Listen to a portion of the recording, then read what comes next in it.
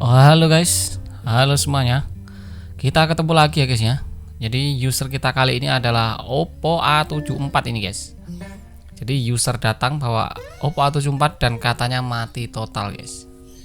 Jadi HP-nya ini awal mula jatuh, kemudian nggak bisa nyalain, katanya mati, benar-benar mati. Dan di sini kita coba lakukan pengecekan, terutama untuk eksekusi seperti ini ya. Kita cek dulu baterainya guys.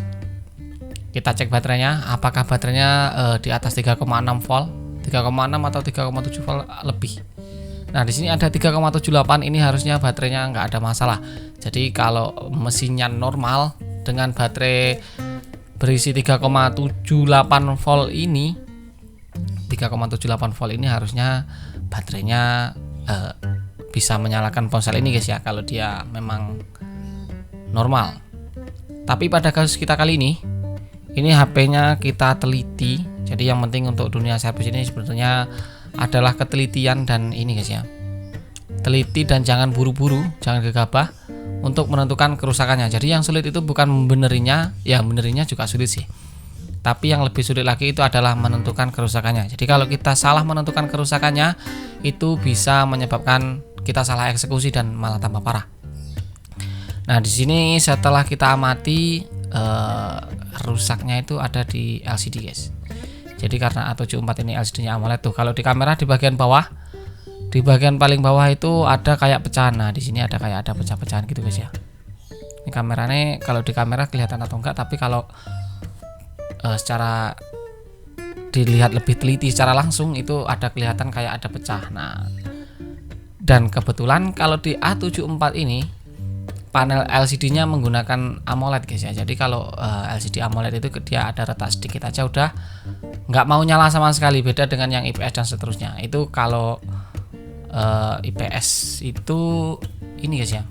Kalau dia ada pecah itu mungkin gelap hitam atau ada garis-garis semacamnya guys. Jadi di sini kita coba mutusin untuk ngetes pakai LCD lain dulu. Di sini kita pakai ada suku cadang LCD tapi bukan yang ori guys. Ini yang KW.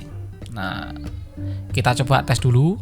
Kalau pakai LCD yang ini dia mau nyala normal, itu kita akan konfirmasikan ke user untuk ganti LCD dan dengan biaya yang harus kita sepakati terlebih dahulu. Kalau dia setuju, kalau si user setuju baru kita lanjutin guys. Ya, kita di sini agak kesulitan untuk memasang ini guys ya, untuk ngetes soalnya fleksibelnya kayak terbatas gitu panjangnya. Nah, sudah terpasang, ini kita coba tes colokan charger aja. Biasanya kalau untuk Oppo itu dimatiin secara paksa, colokin charger langsung nyala dia guys. Baterai harus dipastikan rapat terlebih dahulu. Kita colokkan.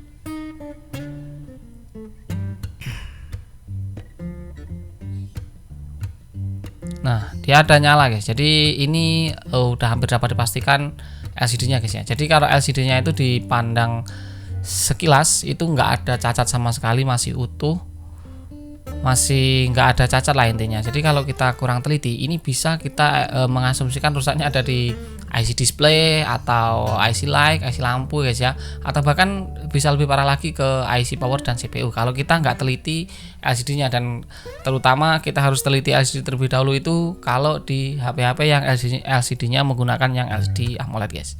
Nah, di sini karena udah pasti ini LCD-nya, tahu ini pasti LCD itu karena kita tes pakai LCD lain dia mau nyala guys ya. Ini kita konfirmasikan dulu ke user untuk ganti LCD dan kalau usernya setuju kita lanjut guys. Oke, jadi kita konfirmasikan dulu ke user guys ya. Oke guys, setelah kita berkonfirmasi dengan user ya dan ternyata usernya setuju untuk ganti LCD. Nah, di sini kita melakukan proses ganti LCD guys. Oke, kita lepas, kemudian kita bersihin, kita pasang dan kita tunggu sampai kering limnya baru kita pasang lagi, baru kita lanjutin lagi guys ya.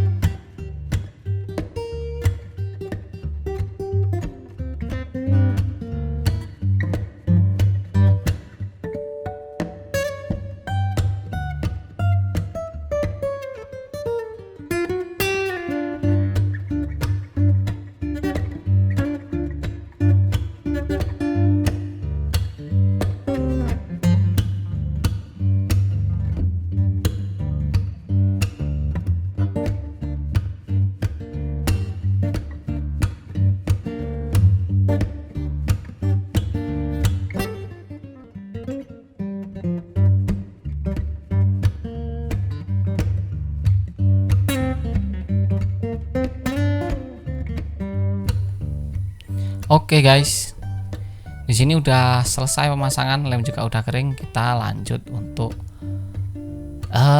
finishing lah, bisa dikatakan finishing. Kita tinggal pasang-pasang, kemudian kita pastikan dulu untuk LCD-nya ya guys ya. Kita nyalakan.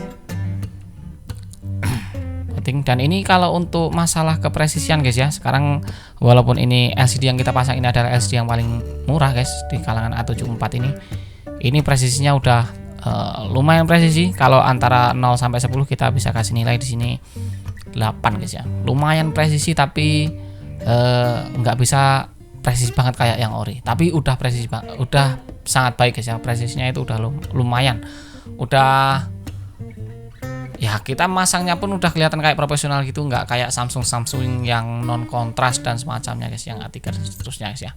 Oke, kita tunggu sampai bootingnya ini selesai untuk memastikan apakah LCD-nya baik-baik saja dan seterusnya guys ya.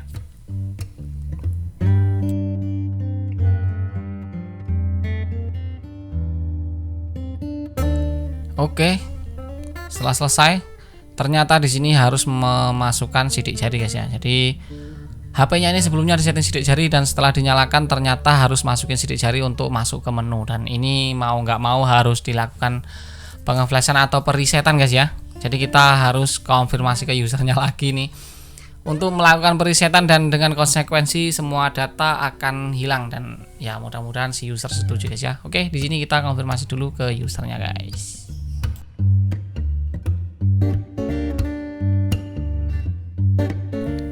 Setelah dikonfirmasikan ke usernya setuju, dan di sini ternyata si user tahu sandi sebelumnya, kayak sandinya gitu tahu, emailnya juga tahu. Jadi kita lebih enak di sini, dan di sini kita lakukan perisetan guys ya. Jadi kita mau reset recovery dulu HP-nya, kemudian ya kalau tahu sandinya, nanti misalnya kena FRP pun kita jauh lebih mudah guys ya.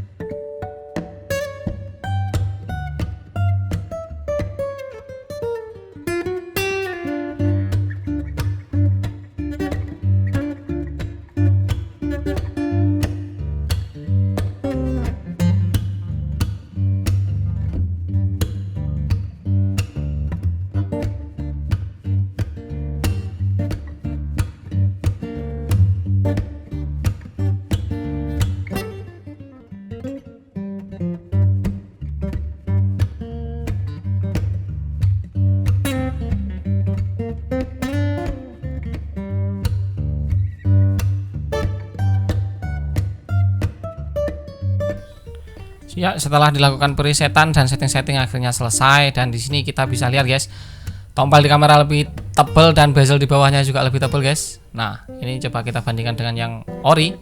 Tuh, bezel bawahnya agak kerasa banget ya. Dia lebih tebal, kemudian tompel LCD-nya tompel kameranya juga dia lebih besar.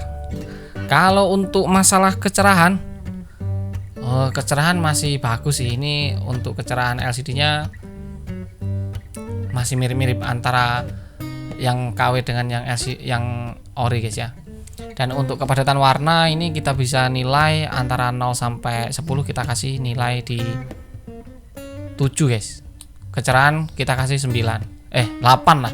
Kecerahan kita kasih 8. Kita sebenarnya gatel banget pengen nyoba support 10 jari atau enggak, tapi ini ditungguin sama si user, jadi ya kita harus buru-buru selesaiin garapan ini. Dan ya mungkin hanya itu dulu video kita kali ini, mudah-mudahan videonya bermanfaat ya.